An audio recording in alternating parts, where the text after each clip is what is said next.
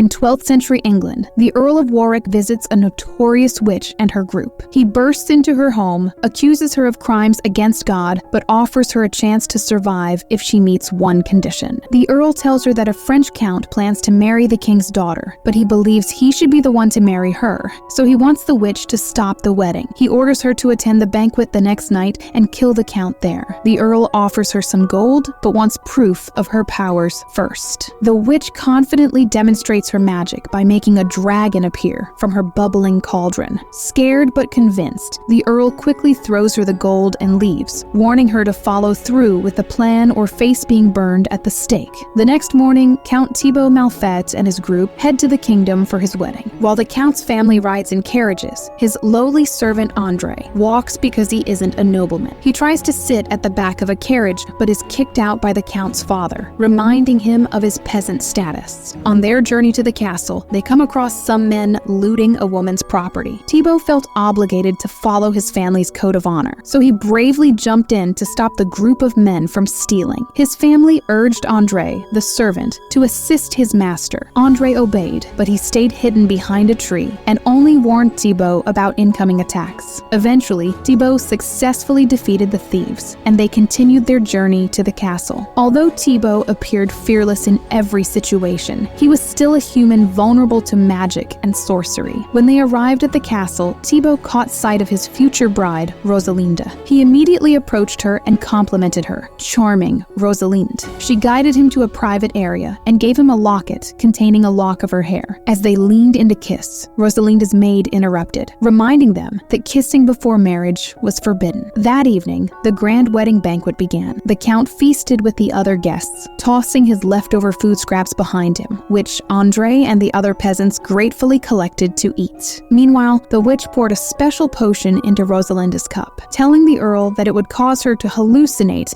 and then kill the Count. Just then, the king proposed a toast, announcing that he was gifting the castle to Thibaut and his daughter as a wedding present. The Earl eagerly anticipated the Count's imminent death. However, to his surprise, the couple exchanged cups as part of a ritual. Due to the witch's potion, Thibaut began hallucinating and saw everyone's appearance become distorted. When he looked at his bride-to-be Rosalinda, her face terrified him. In his hallucination, he drew his sword and stabbed her in the stomach. As soon as the potion's effects wore off, Thibaut realized what he had done in his altered state.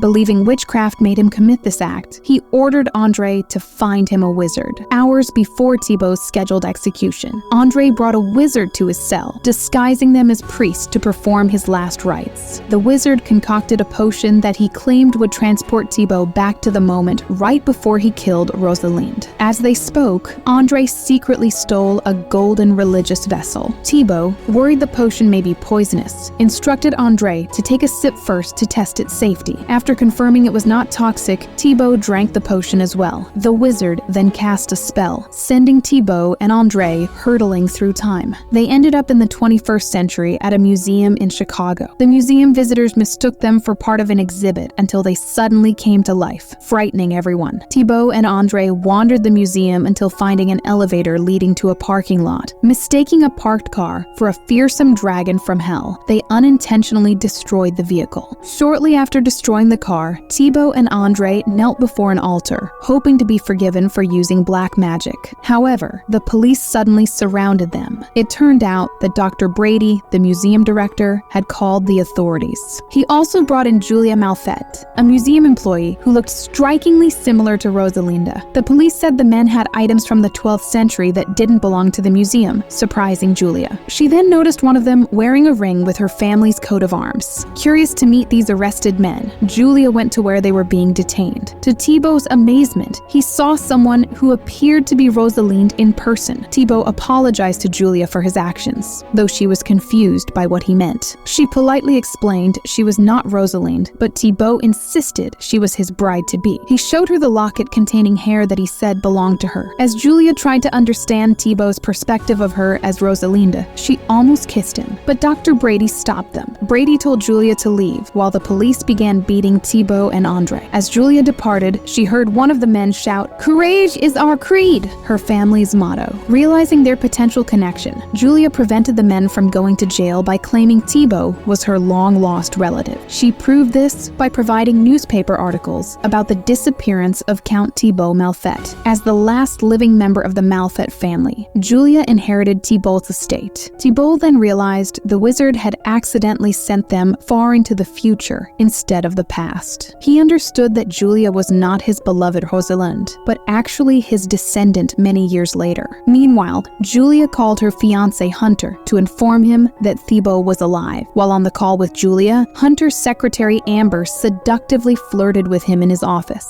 Hunter asked if Thibault knew they were planning to sell his inherited estate, but Julia said she wasn't sure since Thibault seemed quite confused. Before ending the call, Hunter insisted they invite Thibault to stay with them. Later, Julia invited the two men to come with her. Thibault explained he had been sent to the wrong time period and pleaded for Julia's help to return to his era to prevent a tragedy from befalling their family lineage. Though puzzled, Julia agreed to assist him. She led them outside the museum, where the sounds and sights of the modern city deeply alarmed Thibault and Andre. Julia clarified they couldn't meet Hunter there, as he couldn't park in that area, so they needed to cross the street. Bravely, Thibault guided the startled Andre across the road. Back in the 12th century, the guards grew suspicious of the Count's activities and kicked down his door. Just then, the wizard used magic to teleport himself to the future to aid Thibault and Andre's escape. Finally in Chicago, Hunter met his peculiar ancestral guests, driving slowly to avoid worsening their evident disorientation. Unfortunately, things took a bad turn when Andre unexpectedly vomited into a suitcase during the drive. When they finally arrived at Julia and Hunter's home, they were greeted warmly by Julia's dog Churchill. However, Andre became distracted by the neighbor's attractive gardener, Angelique. They all went inside the house, while Hunter stayed out to clean up Andre's mess. Once inside, Thibault and Andre accidentally made a huge mess, breaking glass items, damaging furniture, and trashing the home's interior.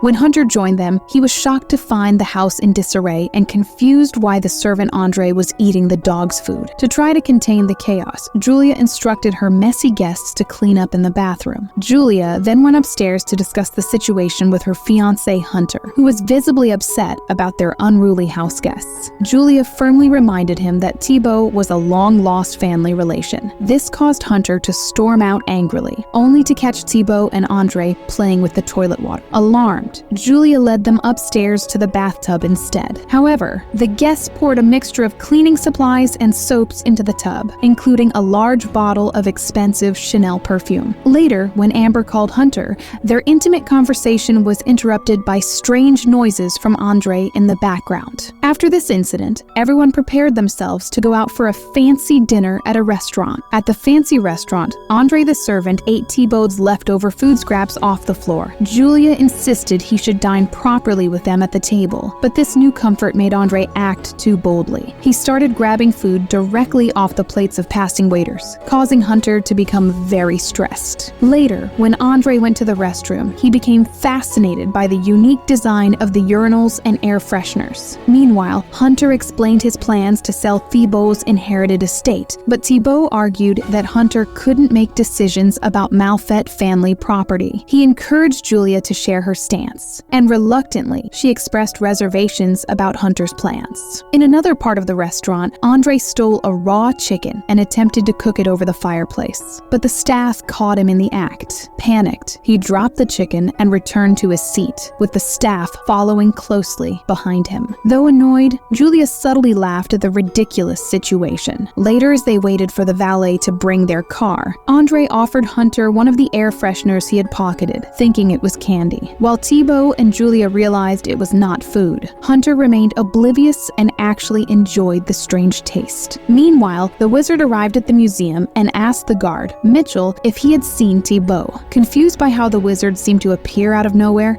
the frightened guard Mitchell ran away. Back at Julia's house, Thibault and Andre were alarmed by the television, thinking there were tiny people trapped inside the screen. Wanting to free them, they repeatedly stabbed the TV, causing it to explode. Hunter and Julia rushed to check on the commotion, finding the room burnt and damaged. The next day, Andre witnessed Angelique, the neighbor's gardener, being mistreated by her boss. He immediately threatened the man with a knife, demanding he apologize and kiss Angelique's feet. When Julia and Thibault saw this, they intervened to stop Andre. Thibault claimed the boss must be a noble due to the coat of arms on his necktie. He apologized to the boss on Andre's behalf, but the furious man sped away. Thibault then departed with Julia to find the wizard, leaving Andre alone with Angelique. As they spent time together, the servant opened up about his experiences as just a lowly count's valet. Feeling pity, Angelique encouraged Andre to pursue freedom, pointing out his master didn't even pay him. Though she made a fair point, Andre revealed he did have money by showing her the golden pyxis he had stolen. Elsewhere, Julia discreetly placed a sticker with her contact information on Thibault in case he got lost. Out of nowhere, a thief tried to snatch Julia's purse, but the nobleman Thibault quickly apprehended the culprit by drawing his sword. However, Thibault suddenly wandered off after spotting someone he thought was a wizard, but it turned out to just be a woman dressed as a witch for a costume. Having lost track of Julia, Thibault ended up roaming the city alone. Later, he entered a medieval-themed pub, announcing he was pursuing a wizard, which only prompted mocking laughter from the patrons. Suddenly, a man jokingly challenged Thibault to a duel. To everyone's surprise, the nobleman skillfully pointed his sword at the man's neck. Instead of punishing the instigator, Thibault decided to diffuse the tension by offering to buy drinks for the entire pub. Meanwhile, Julia was out searching for Thibault. She went to the museum hoping he might be there, but Dr. Brady informed her that another visitor had mysteriously appeared the night before. The guard Mitchell explained he had witnessed a wizard magically materialize. Julia investigated and found a locket containing an address, suspecting it was where the wizard was headed. Elsewhere, the doubting hunter hired a private investigator to expose the truth about whether Thibault was truly who he claimed to be.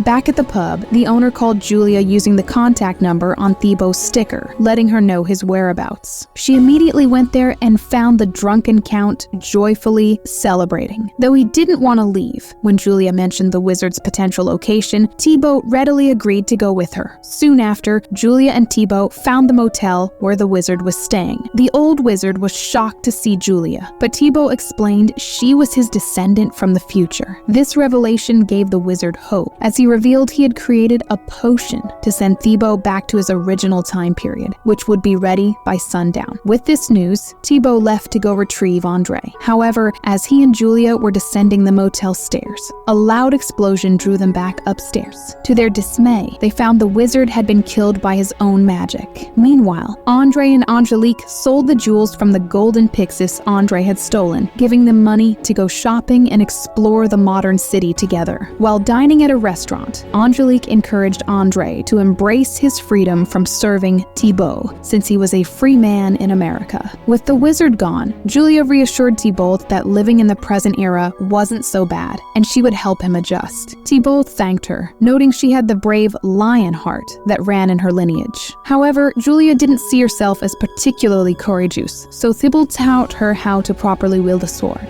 Elsewhere, Amber grew tired of being Hunter's secret mistress, so she demanded he take her dancing instead of meeting in private. Coincidentally, they encountered Angelique and Andre at the same club. To cover up his affair, Hunter pretended Amber was his sister. As they hurriedly left, Amber unknowingly dropped her purse, which Andre picked up. Later, Angelique drove Andre back home and reminded him that he should tell his master Thibault that he's quitting, so he can travel the world freely with her. However, when Thibault informed Andre that the wizard had died, the loyal servant decided to remain by the count's side, disappointing Angelique. That night, Julia told Hunter that she planned to return Thibault's inherited estate back to him. Alarmed, Hunter tried to argue against it, but Julia dismissed his objections. Elsewhere, the police investigated the wizard's death, unaware that the wizard's dismembered body was piecing itself back together. Meanwhile, the resurrected wizard located Julia's home, shocking her and Thibault with his return. The wizard then created the potion that would transport them back to their original era.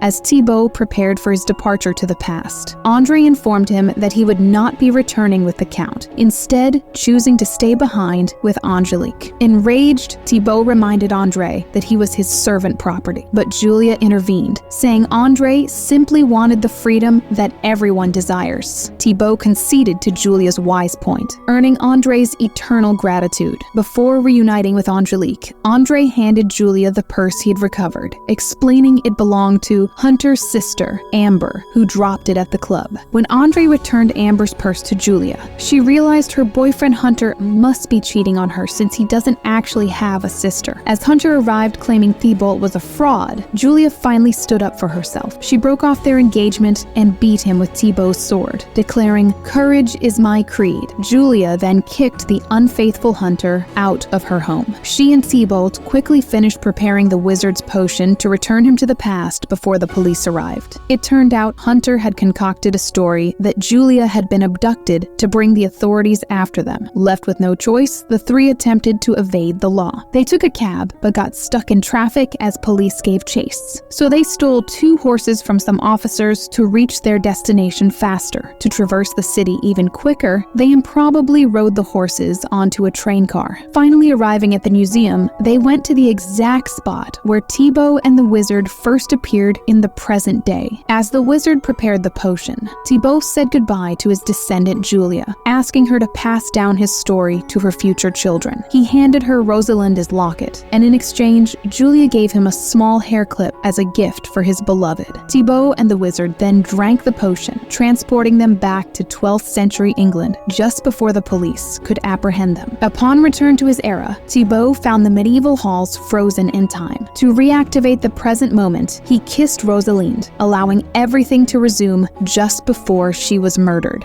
Knowing her cup contained the witch's potion, Thibault offered it to the scheming Earl of Warwick as a peace offering. The Earl, refusing to drink it, was cornered and fell out a window to his death. After the banquet, Thibault presented Rosalinde with Julia's hair clip gift, confusing but charming her with his inexplicable explanations and kisses. Meanwhile, Hunter accidentally triggered the wizard's leftover potion, transporting himself to 12th century England, where he became one of Thibault's servants. In the present, Julia decided not to sell her cousin Thibault's estate after all. There she met Francois, an attorney handling French interests, who expressed great knowledge about the Malfay family history and lineage, piquing Julia's curiosity. Lastly, the freed André and Angelique drove off to Las Vegas together to pursue their own happily ever after.